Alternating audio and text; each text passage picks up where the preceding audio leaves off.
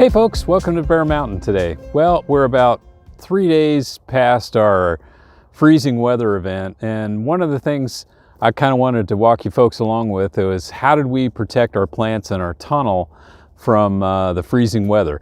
Now, we had nowhere near what a lot of the rest of the country's going through, but for us it was actually pretty cold about 5 days.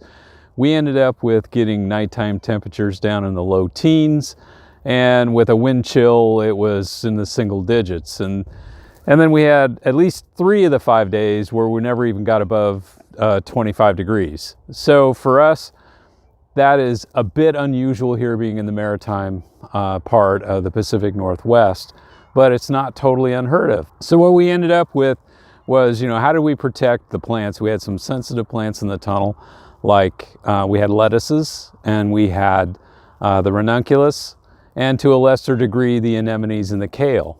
And so what we did is we used our Agribond fabric cloths, and we'll walk you through what the how things fared, but we actually kept them covered with multiple layers of Agribond 50 for about, well, most of the time. When the daytime temperatures, we weren't even sunny on most of the days when we were so cold, and so there was no real heat being generated in the tunnel, so we kept the plants covered almost 24/7. So let's go take a look inside and we'll show you what we found. So I wanted to show you guys too what we use for cleaning the outside tops of the tunnels. This is called well, the official name of it is Snow Joe, but what it is a very tough styrofoam, and for lack of a better term, polyurethane type scraper that is actually flexible enough not to damage the plastic, and it screws into, basically, this is a paint telescoping rod that you can extend it out to up to 12 feet, and so that we can get to the center of the tunnels. We just basically use this as kind of a rake on the top of the tunnels and pull the material off. When we have ice, we have other issues with, you can't really see it too well, but as an example, it froze last night, and I still have condensate that froze on the plastic itself. So that is kind of a key thing that we have to be careful of, is ice buildup on the outside doesn't really scrape off with the scraper, and so what we have to actually do is come in and we have to use the flat end of the scraper and bang the plastic enough to break the ice off. And we did have some ice buildup on the tunnel, but luckily it never got much more than about 3/8 to a half inch. So we were able to knock most of it off. The other thing that I think is important for folks to realize too is that when you put these Agribond fabrics on, this is before we take this off here, and we talk about how we covered things up, but if you notice that there's ribs, and what we try to do is put a rib about every 4 to 5 feet, depending on how we can suspend it. And it's important to keep on flowers in particular, particularly like these anemones are starting to, we have buds on it. We'll show you that when we pull the whole thing off. But the fact is that when you lay the fabric cloth directly on the plants, there'll be condensate on the actual fabric cloth itself that can freeze on the plant, and you'll still get damage, even though you've actually said, well, I put a fabric cloth or a fleece on top. You have to keep it suspended. At least that's been our experience.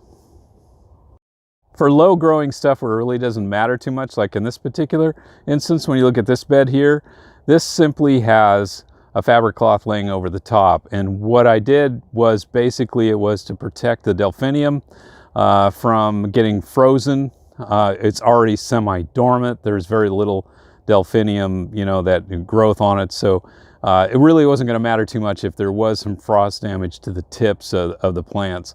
So in this case, I really didn't need to use any kind of hoop system. All right, so in this section right here, what we did, this is the ranunculus, and plus we also covered the kale at the same time. We used multiple covers of the Agribond. This is the top layer of it. And what I just wanted to point out here is again, each layer gives about 8 degrees of protection. So what I'm doing here is I'm going to remove it from the ranunculus, and we can kind of see what's under. There's the second layer. I'm pulling that back. Now the original layer is clipped to the hoops itself. You can kind of see the hoop, the clip right there. I'm going to pull that off so that we can kind of see what's under it.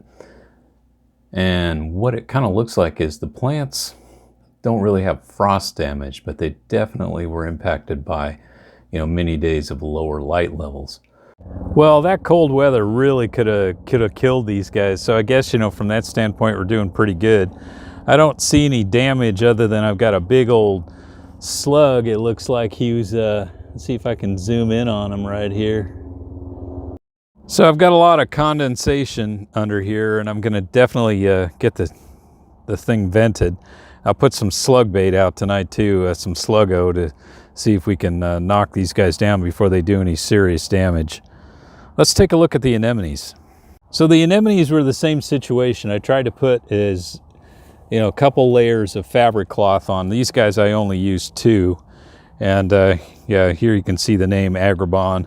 This is Agribon 50, which means that it protects down to 8 degrees per layer. And that kind of, you get a pretty good blockage of light too. I mean, it only lets in 65% of the light per layer. So when you start doubling up, it starts to make a real difference. Wow, these leaves, they look it's kind of the same thing. We got a lot of condensation on them. And definitely a number of my blooms kind of got bent. I've got one over here that's just really messed up. It's not supposed to go 90 degrees. The suppliers, it didn't just break off, but that was the fabric cloth that did that. Hopefully in a few days these guys will pick up.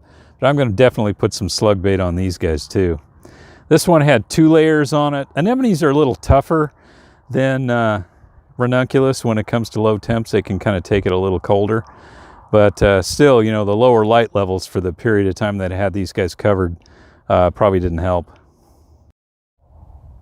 So the kale came through really good. It looks in pretty good shape, and we only had basically about 1 good cover on these guys, and they're tough. They can take it, and I think in a day or so they'll be looking fine too. I think the main thing now is I just got to get the humidity in this tunnel down lower so that the plants can kind of get refreshed in a sense. As you can kind of see, get the hoop out of the way there. These guys all look pretty good. The spinach, I double coated these guys too. In a sense, actually it's almost triple coated in a sense, but I'd say let's call it 2.5. And I'm not really sure, because we were getting a lot of damage on these guys before even our frost. We were having slug and bug problems on this, so being covered for this period of time is probably, well, they still look good though. But I probably got a severe bug issue, and I can see there's a lot of leaves that are all chewed up, even more so than before I covered it. So the spinach made it through pretty good. It's I think I got to go through and do some cleanup, like get rid of some of these yellow leaves and things, and just, again, get the Jadam pesticide in here to start knocking down that little green worm, and get some slug bait on these guys too.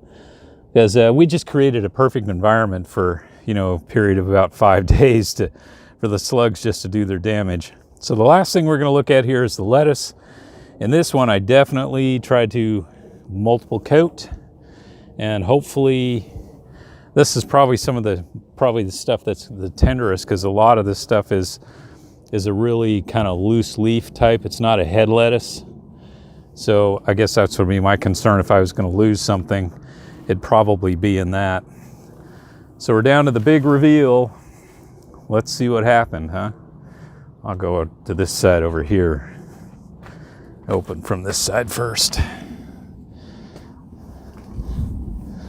Hey! Look at that. They all look good. They survived the super cold. Well, some of the outer leaves got a little damaged, but the center of the plants still look good. So I think we'll be able to continue to get a few more weeks of harvest out of these guys. Again, the big thing in here is just knock the slugs down, make sure that they don't get a chance to take off, and then get this thing vented up today.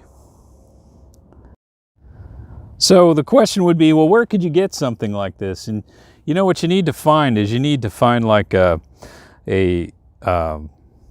I'd say like a greenhouse supply place. And you can get these agribons in various different sizes. You know, for the home gardener, you know, buying a 100-foot roll of it's probably extreme. But if you're doing some stuff in a garden and you've got a lot of raised beds and things of that nature, this is probably the best stuff. I've tried using, they have various different thicknesses, and they have a very thin one called Agribon 17 and Agribon 19. Those are really fleeces that are more designed to just kind of protect things from, you know, like when you first transplant, from maybe getting a little bit too much sun or a little bit too much, you know, just a little cool at night. They're not really frost protection in a sense. And I know I've seen a lot of people use like Agribon 17 and 19, and then they're kind of really disappointed because at the end of the day, once you start dropping seriously below 32 degrees Fahrenheit, you start losing, you know, degrees of protection pretty fast. And in our case, you know, I had these things triple coated with, so I was gaining probably somewhere in the neighborhood of 20 degrees of protection over these plants at the night. And the key to doing this too is you got to come in, if you're going to apply this fabric cloth, you got to come in before the sun sets in a tunnel, or in a low tunnel, it'd be the same thing. Because you want to hit it when the sun's starting to be at the low point in the sky, but the temperatures haven't really gone super low.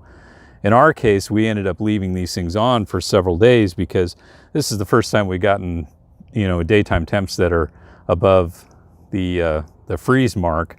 And so we, you know, kind of looked at it from the standpoint of we were overcast, we were still getting really cold, icy rain, and so we just kind of left it protected because,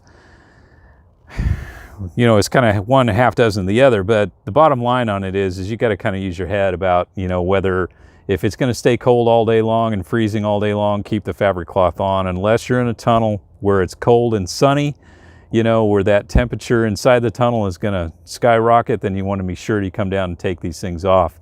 In our case, we were overcast just about every day. This is the first day that you'd say we've had any sunshine. So it's kind of, you got to play it by ear. But the big thing is when you look at your temps, you know, how far away you are from 32 in your area kind of tells you how many layers you need. And they even make an agribon that's even heavier than this. I think there's a 70 or a 75, I'm not sure, which is even more. But the thicker you go in the fleece, the less light that actually gets through. So you always got to be cognizant of that. You know, you just got to know that you still want light to get into the plant.